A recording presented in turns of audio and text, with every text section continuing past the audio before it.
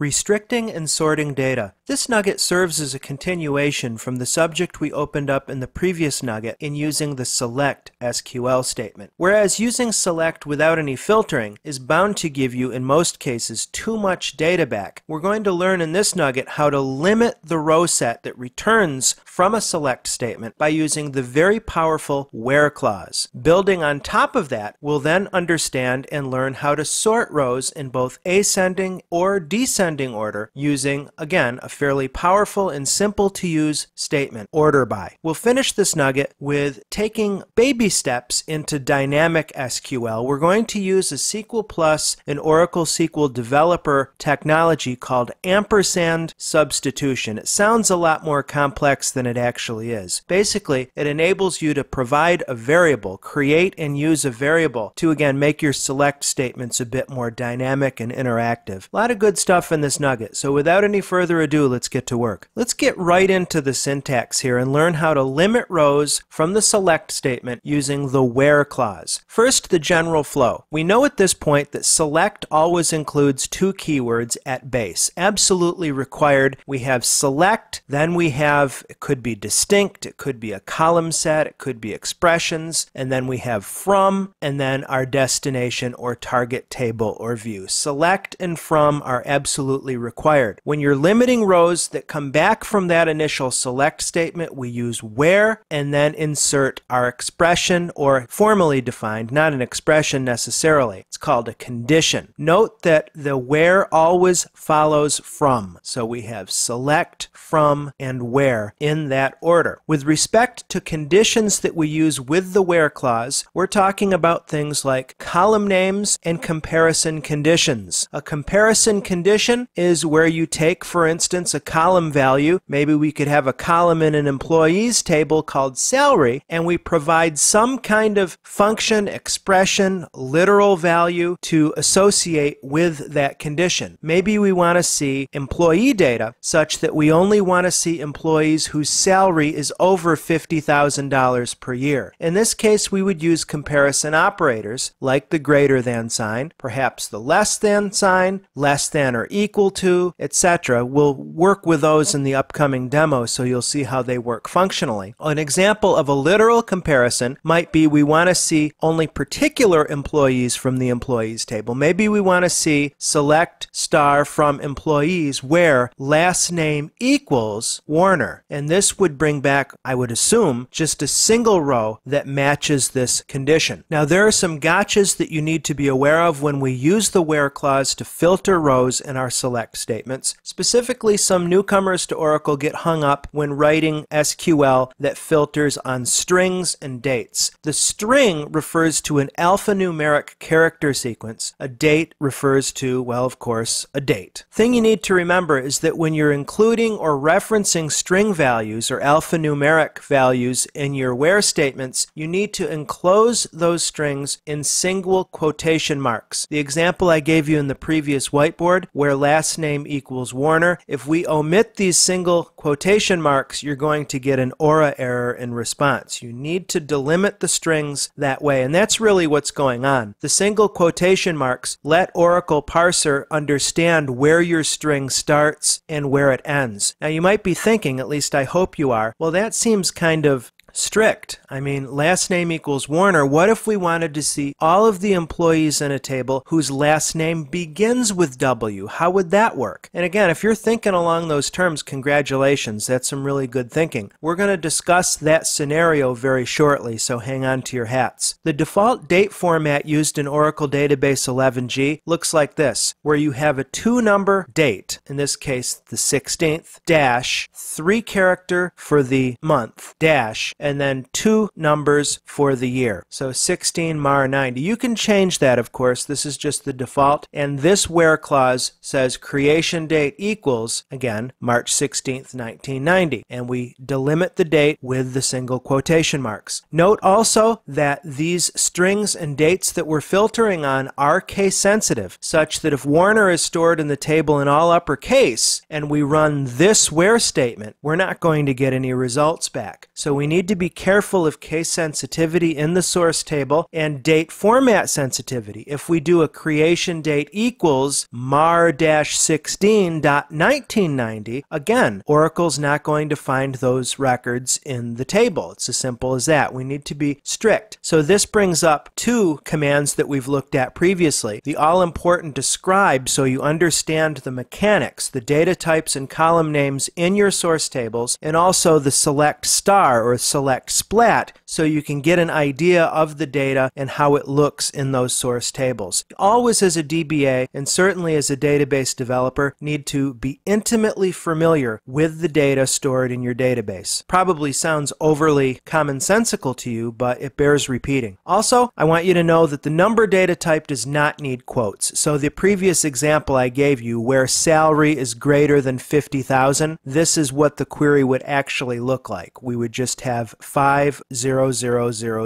end with a statement delimiter semicolon, run the query, and we're good to go. Fortunately, the ANSI, ISO, and Oracle SQL specifications allow for wildcard searches. I mentioned a couple whiteboards ago how limiting it would be if our string searches all had to be fully fleshed out. Last name equals Smith, for instance. How in the world could you gather all employees whose last name starts with Smith? You see what I'm saying? Using your host operating system, Linux or Windows, I'm sure you're familiar with the asterisk and perhaps question mark wildcard characters. Well, in the ANSI ISO SQL spec and what we use in Oracle Database 11g, we use different characters, but they have the same meanings. That is to say, in Oracle we use the percent symbol to represent 0 or more characters. It's a true wildcard, similar to the asterisk. If we're just substituting a single character, we use the underscore character. That's analogous to the question mark in some operating system environments. Now, how does this work? We actually use one or both of these wildcard characters with the like SQL keyword. And I've given you some examples down below here, where hire date like, and then we have %98. Now, this isn't the most logical example. This just means that any number of numbers or characters before 98 will be picked up by this query. So it could be 2098, it could be 1998, it could be 1898.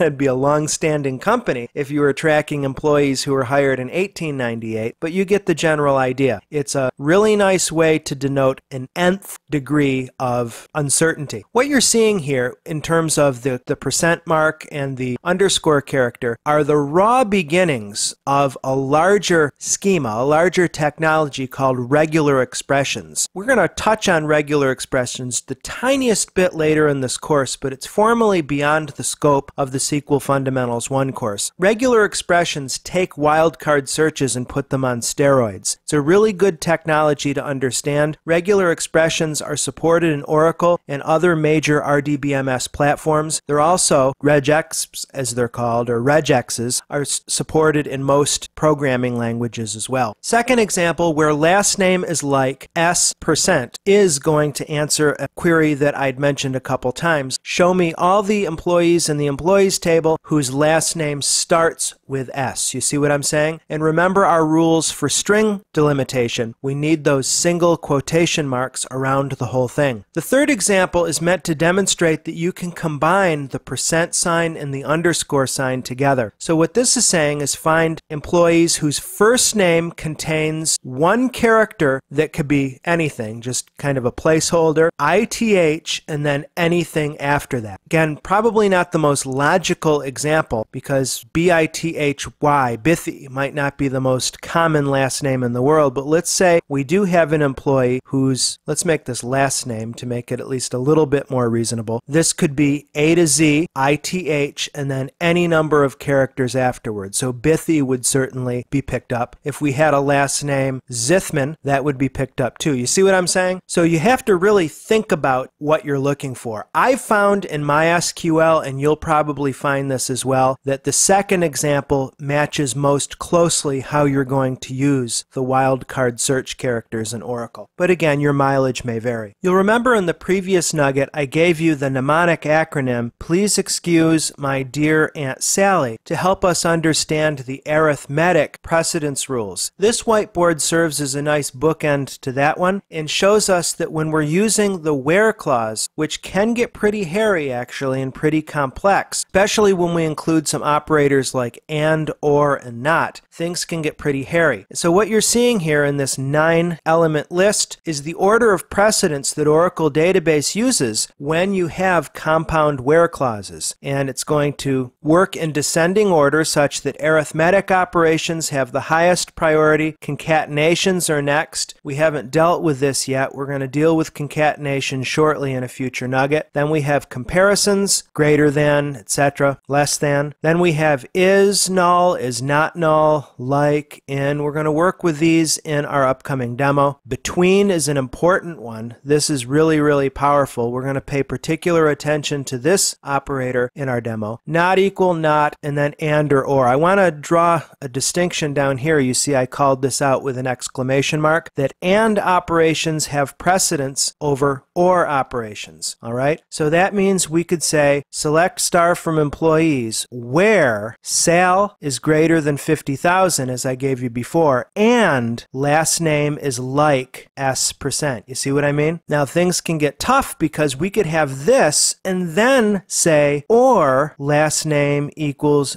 B%. Now how is that going to work? Is Oracle going to be able to parse this properly when you have and or in the same statement? Well, because and has a higher priority than or, Oracle will take your and expression, get those results back, and then take those results and add them to the or statement, which in this example would be last name starts with B. You see what I mean? So you want to be careful, make sure that you know that above all else, and comes before or. And my own favorite suggestion for clear SQL, which should be a guiding principle anyway, is that we can always use parentheses to override rules of precedence and ensure that we batch together. That is to say, we could put a parentheses around our and expression just to be double underscore sure that Oracle will evaluate it first. And we know it will based on what I just told you. But again, when in doubt, use parentheses to be as explicit as possible in your code. Ordering query results. To do ordering, we use order by. I used this a little bit, flirted around with this keyword in an earlier nugget, I believe as recently as the one before this. Here's the way order by works, friends. It comes after your where. So you have select from, optionally, that's why I put this in parentheses. If you're doing column filtering, you'd have your where clause, and then only at the end do you specify your row ordering. Now, instead of just blind memorization, think of it logically. Oracle, when it parses your query, literally goes keyword by keyword, as I mentioned earlier, ignoring white space. So it says, okay, you want to select a certain number of columns from a base table, and then once it knows that, it's got a data set as a result. Then it applies your where condition, which kind of funnels down the resulting query set, and then once you get to that level, then and only then is it relevant to do a sort. Why would we do a sort before we do our filter? You see what I mean? So it's select from, where, and order by. If you don't specify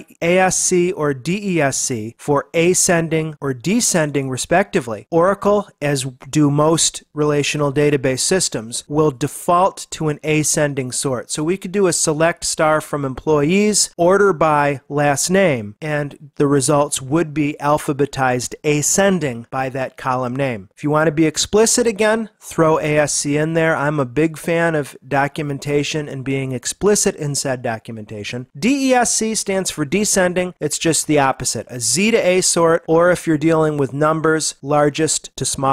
Now, whenever you're in a situation where ordering counts, make sure you include order by. Sometimes you can omit order by and it appears that Oracle gives you your query results in the way that you want to, maybe organized ascending by last name or whatever. But don't trust that, because if you run the query multiple times, you may see the rows come back in a different order each time. Without explicitly using order by, Oracle uses an undefined sort order that's inherently unreliable reliable. So just keep that in mind, please. Finally, know that you can do multi-level or multi-tier sorts with order by. All we have to do is supply a comma-separated list of columns. Now, those columns need to exist in the select statement. Hopefully that makes sense. But what happens is the first column indicated in the order by clause has first sort priority, and then subsequently second, third, etc. So in this example, order by department, comma, last name, the query results are first going to be sorted ascending by department ID, and then within each department ID, we would have an ascending sort by last name, if that makes sense. In this demo, we're going to work with the where clause and the order by clause. Let's fire up SQL Developer. I've pulled in my Nugget 04 demo script. Just by way of a reminder, friends, remember that I've made all of these scripts available on the nuggetlab.com website. So you can download them, load them up into your Oracle SQL environment. Of course, you'll have to have the sample schemas installed on your development database. I'm running in the context of HR here, and you'll be able to play along with me. So what I've done here, just to set the stage for us, I've run select table name from user tables. You'll remember that user tables is one of those data dictionary views. I know we haven't formally discussed data dictionary yet, but it's useful because in this case, we get back all of the tables that we own. And as we know by way of review, the HR user / schema owns these 7 tables that comprise the human resources set, data set, or schema. Our first example here is going to pull some columns from the employees table. We're going to grab employee ID, first name, last name, and department ID, where department ID equals 100. Now, of course, you're probably wondering, well, how do we know that there exists a department ID of 100? That's a well-placed question indeed. Well, let me spawn another worksheet here, and I'll just run select star from employees. Run this guy, and let's see here. We were interested in department ID, weren't we? There it is over on the right. Remember I mentioned if we're not using the order by clause, we get these rows back in pseudo-random order, and this will at least show us the values that exist in that base table. So as long as there is a department ID of 100, we can run this query and get back those results. Now, what if we put in a value that didn't exist? Let me copy this guy out by selecting, right-clicking, and copying. You notice that I don't want to perturb my original script. That's why I'm working in a separate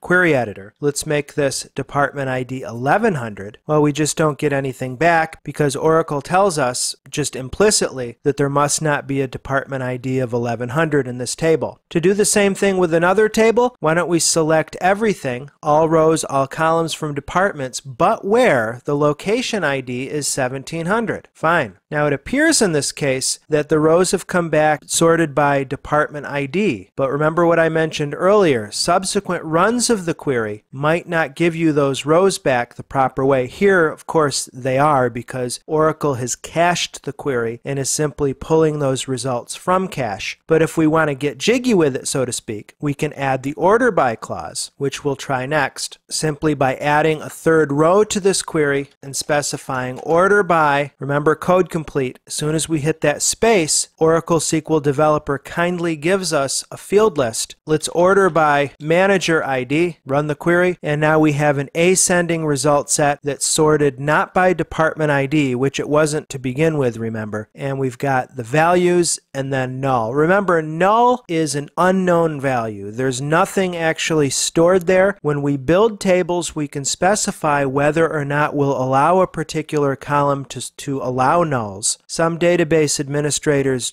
are very anti-null, and they make sure that every column has to contain some bit of data. For whatever reason, this table does not have that constraint on it. Let's come back to our demo worksheet, and here we're getting into some strings. We're going to select employee ID, first name, and last name from the employees table where the last name equals a specific value. Is there somebody whose last name is King? We might have some potential nepotism here at this organization. We have both Jeanette and Stephen King. Interesting use of Stephen King here. Wonder if it's a book publishing company. Anyway, getting a little bit more complex, let's introduce the AND operator. Here we're bringing back the same 3 columns from the same table. We're going to keep our constraint where last name equals King, but we're adding to it and first name equals Jeanette. You see, this should give us back just the 1 row, shouldn't it? And sure enough, it does. No big surprise there. To use comparison operators with numeric data types. In this query on line 18, we're going to pull back employees and their salary where their salary is greater than 14,000. Note that we don't need commas, we don't need dollar signs, it's just the raw number, how it's stored in the base table. Next query, we're looking at salary less than or equal to. These are your standard comparison operators. There's equal, there's less than, there's greater than or equal to, less than or equal to. You just use those logically how you want. Now this might be a good case where we'd want to order. So let me Control C to copy this, bring it over into our other window, and let's throw in an order by salary. And let's use descending this time to do a descending sort based on that column. So we're saying the salary can be 14,000 or less, and sure enough, John Russell does have a salary of 14,000 right on the nose. And because we're using order by desk, we're seeing a descending list all the way down to TJ Olson has the dubious distinction of having the lowest salary of everybody. Too bad for him or her, right? Now we're doing some date work here. We're selecting from employees where hire date is greater than. Now what does that mean if we use greater than or less than with dates? It means on or after. And because we're not using greater than or equal to, we're not going to pick up anybody who was hired on January 1st, 2007. Only those who were hired after that date. Let's place our cursor in that batch, run the query, and there we go. Note that we're also ordering by hire date in an ascending fashion. So James Landry was hired on January 14th, 07. Amit Banda was hired on April 21st. Between, I mentioned, can be very, very powerful. You can use between with strings, with dates. You can use between with like for wildcard searching. Extremely flexible, powerful keyword. Between actually has two keywords. You specify, well, first let's back up and look what we're doing. We're going to grab some columns from employees where the hire date falls within the range of 1 January 07 and 1 January 08. So we specify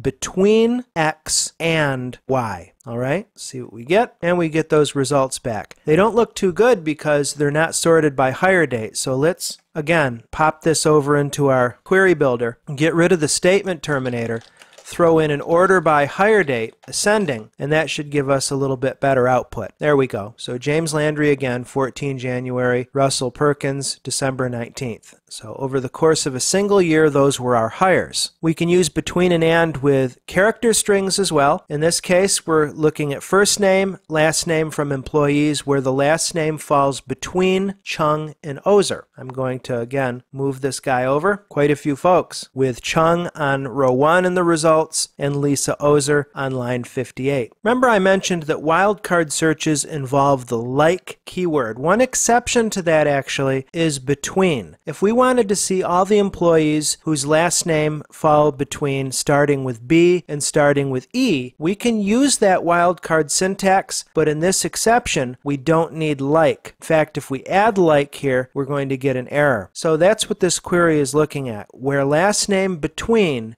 B% and E%, and we're getting back all those folks with the last name who falls within that range. Another keyword you should be aware of before we get down to like formally is the in keyword. When you use in, you're going to provide a set or a list of values. These could be numeric values, date values, or string values, and that is going to determine how the query results come back. It's kind of like several or statements, just presented in a more compact format. For instance, this query beginning on line 37 brings back first name and last name from the employees table where the last name is Chung or Ozer. So let's run this query. Happens that both of those names exist in the table, so they come back. Again, it's a nice compact way to work. You can negate this by saying not in Chung Ozer to see everybody else. Let me actually show you how that works. Not is a way to negate many of the common operators that I've shown you. Not between is one, not in is another, not like, not null. A lot of different ways to go. This gives everybody else except Chung or Ozer. So keep in mind not. We'll be using not a lot throughout the rest of this course. On line 40, this shows us using the in keyword with numeric values. So it's saying, show us the first name, last name, and manager ID from employees, where the manager ID is 101, 103, and 123. Many rows come back, 17 rows come back, because it looks like each manager has several employees associated with him or her. I'm going to take this one, bring it over into a separate query builder. First name, last name from employees, where last name is like S. Well, we already understand how like and the keyword pattern matching stuff works. So we run that and we get back everyone from employees whose last name begins with S. Remember, we can negate. If we want to see everybody except those whose last names begin with S, we can simply throw in not before the like. If you want to do deep wildcard searching, check out what's on lines 46 and 47, where last name is like %MIT%. Sometimes you may have long text fields and you want to search just based on a pattern of characters that may exist in the middle of a particular column data. You see what I mean? So in this case, we're going to pull back any last names that contain the characters MIT. I'm giving you this example just to show you some of the powerful aspects of wildcard searching in Oracle. Getting a little redundant here in line 51. Here we're looking at hire date like %06.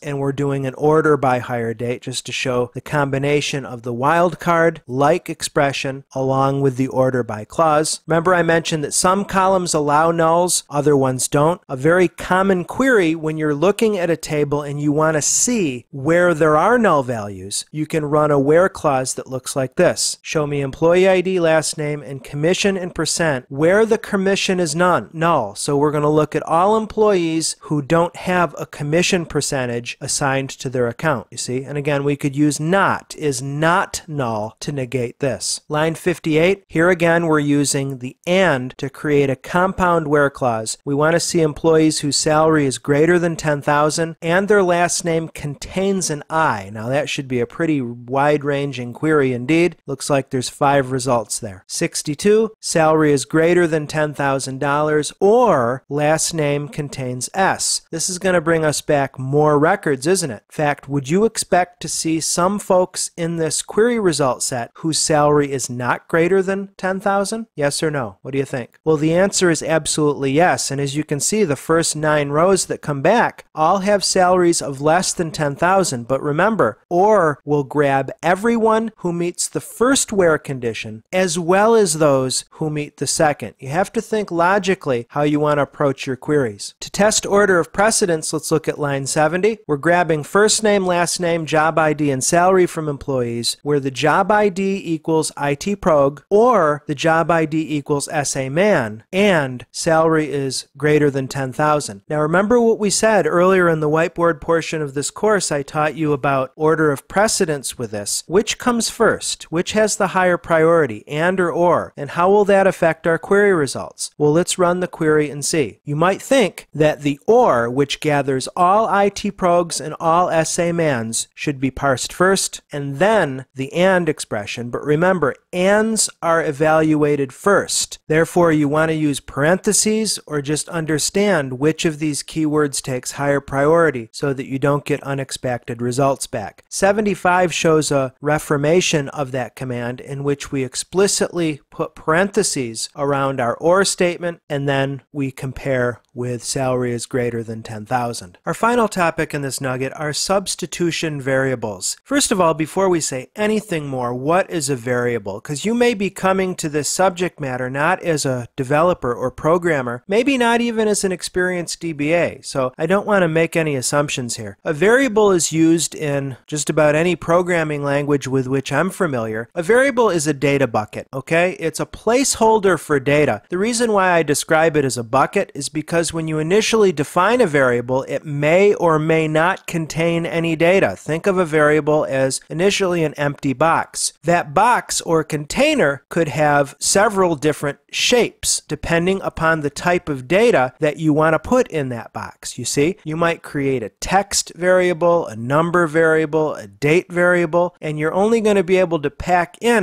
that particular type of data in that variable. So variables provide a really great way to extend your code and make it more dynamic. Substitution variables in Oracle are also called ampersand variables variables because we use the ampersand character to invoke them. They're pretty much the most basic kind of variable you could ever imagine. We don't even assign a data type to them like we normally do in PLSQL or any modern programming language. Also, I need you to understand that these ampersand or substitution variables are specific only to SQL+ and the graphical SQL developer. So they're not part of the ANSI ISO standard, and they will only be used when you use them in the SQL+ or SQL developer environments. So no, right off the top, we're talking kindergarten level variables here.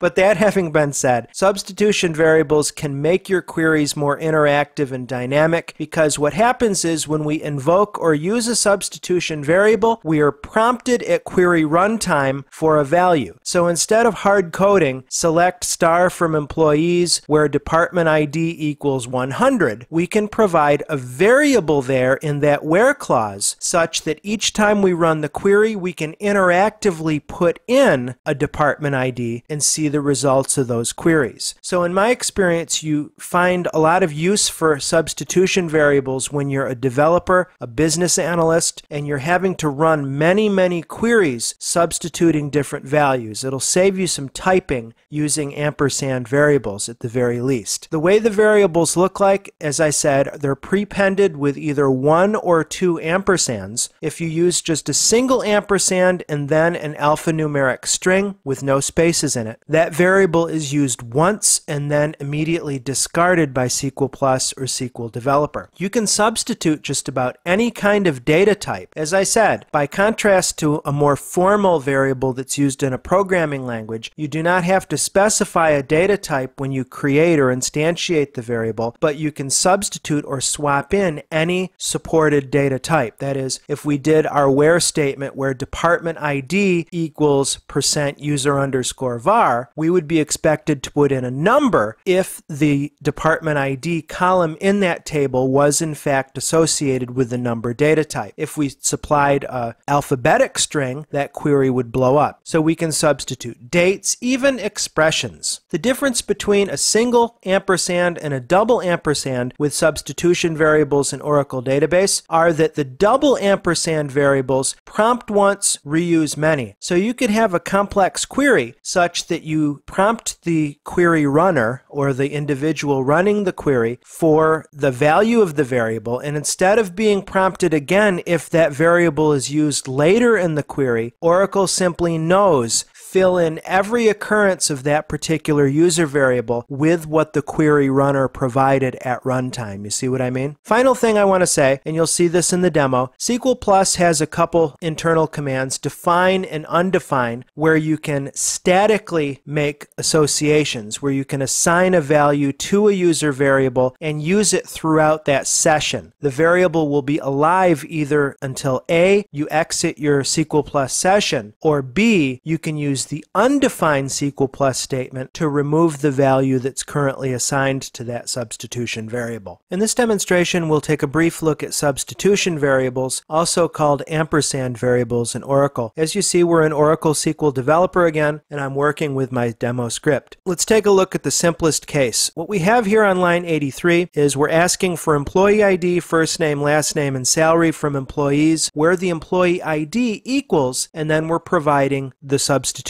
variable. So we're going to be prompted for an employee ID, and I don't know valid employee IDs right off the top, so let's run a quick select splat from employees to have a look at those IDs. Now that query doesn't return what we need, so why don't we come over here and we'll just run select employee ID from employees. Alright, so it looks like we've gone from 100 to 206. And you can name these variables anything you want. You'll want to name them as briefly or tersely as possible, and you also want to make them intuitive. EID stands for employee ID. So when you run the query, you get a prompt. In SQL+, it's just simply another line of output. Here in SQL Developer, you get a modal dialog box that says enter substitution variable, and then it gives you the name of the variable. I'm going to put in 120 because I know that that's a valid value. That value gets passed into the query and substituted in the where clause, and here are the results. Let's take a look at this next one where we have select the same columns from employees where job ID equals ampersand J title. Well, again, I don't know what the job titles are, so why don't I just run a quick search and grab job ID from employees. FI_account is a valid job ID, so I'll keep that in mind when we run the query. Remember case sensitivity, FI_count, okay, and we get our results back. If you're smiling, if you're thinking, wow, that's pretty slick, it is. Remember that this is the most basic, elementary way to use variables in Oracle. You can get much more powerful with these with PLSQL. So as you develop your applications, you can simply transparently invoke and pass in variables to your queries all day long. That's absolutely what you want to do anyway. We're kind of bleeding over into the DBA1 and DBA2 skill sets discussing this, but you want to do everything you can to avoid what are called ad hoc queries against your database. You want to constrain what your users are issuing SQL-wise to make sure you as the DBA know exactly what's being asked and what's being passed to the database. That's good security. On line 92, we're looking at employee ID, last name, and then a third column. Here we're variabilizing one of the columns that come back from the query. So note that you can provide substitution variables not just in the where clause, but also in the select statement as well. Now I need to correct this. I'm not using double ampersand here because there's no need, just a single ampersand. And I will need double ampersand, won't I? Remember the difference between single and double ampersand. If you're going to reuse that substitution variable more than once, you'll want to add a second ampersand so you don't get prompted the second time. If we had just a single ampersand here, we'd be prompted once for the select column and then a second time for the order by clause. Here we want to use the same variable, and I'm going to use department ID as my comment here suggests. We'll run the query. We're asked for a value. I'm going to paste in department ID, and then the query runs. Remember I mentioned that SQL Plus and SQL Developer allow you to statically assign values to variables. That's what the define keyword is used for. So on line 95, we're defining a variable called EID, and we're specifying 117 as its value. And now we can simply transparently pass in that variable. So we're going to grab employee ID, first name, last name, department ID from employees, where the employee ID is whatever we've plugged into our define. So in this case, whoops, I better select that line manually here. It gives us our results. Now you'll note that when I just selected a line in the select, it ignored the define line. So you can use highlighting here in SQL Developer to be really explicit about the batch or the SQL code that you want to pass to the engine. So there you have it, substitution variables in Oracle. Restricting and sorting data review. We began this nugget with extending the select statement with the where clause. At this point, you should be really familiar with how we can customize our set results from the SQL select statement and limit rows. Not only that, we know how to do ascending and descending sorts of those query results by leveraging order by. We finished this nugget with a very gentle foray into more dynamic SQL. We understand what ampersand substitution is, how it works, and what it looks like in SQL Plus and SQL Developer. I hope that this has been informative for you, and I'd like to thank you for viewing.